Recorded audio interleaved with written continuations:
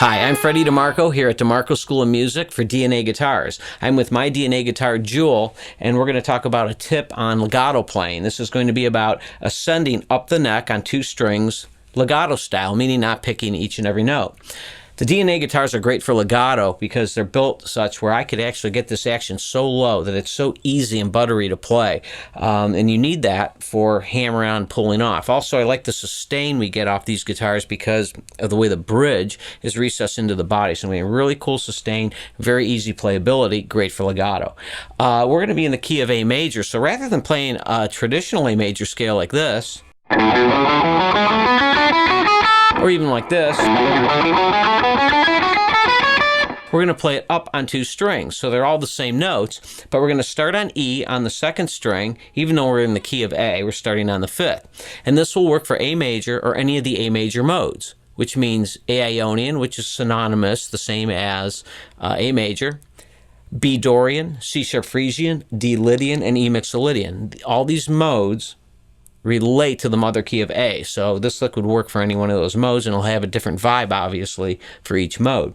But the idea is to play very smooth and keep the fingers close to the neck. You don't want a lot of lifting. So essentially, we're going to have a finger pattern that does stretch, a 5-fret spread from 5th position, and we're going to play on 5th, 7th, 9th, and the next string, the 5th, 7th, and 9th frets.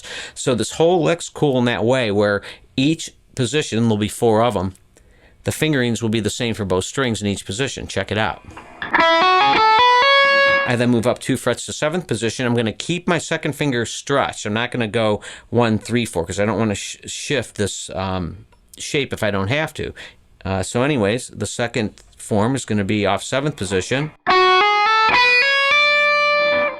The next form moves up 2 frets, and it's in a normal spread. It's index, 2nd, and 4th finger on both strings. And then finally 1 fret up, and this pattern will be exactly the same as the first pattern with the stretch. So we get this. This is a great way to move from one position in the neck up higher. So if I had an A major lick like somewhere in here,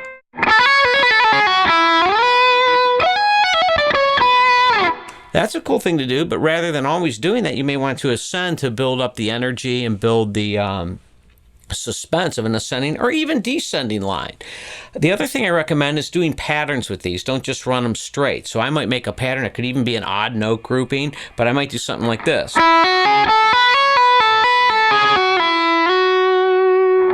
And the key here with legato playing is obviously you don't pick every note, and some players would actually use hybrid. Instead of picking, one note on each string with the pick, you kind of want to hit one note with the pick, but then maybe the next string I'll use the index finger like hybrid, and it'll be less abrasive than the pick, which is good for legato.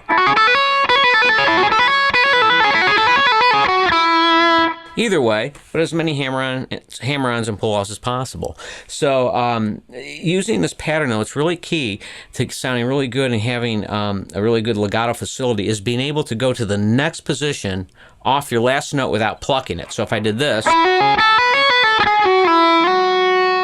notice I'm sliding. This is setting off. This is setting off the next position.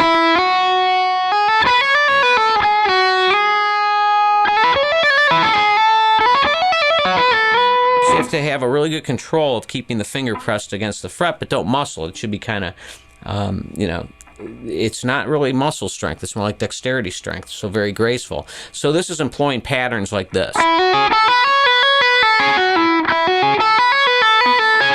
Kind of double tracking back on a note. You can do anything you want, really, but so they're not just always symmetrically ascending. Like that. So this.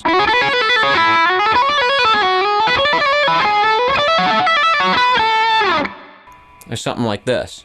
I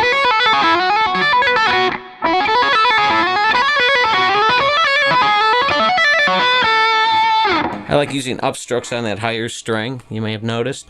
But the whole idea is just a real smooth legato playing. Then you can cascade with this pattern, which means you skip the next one, go to the one 2 up, come back at the one you skipped, skip the next one, go up 2 up from that. So that would be considered cascading, like this.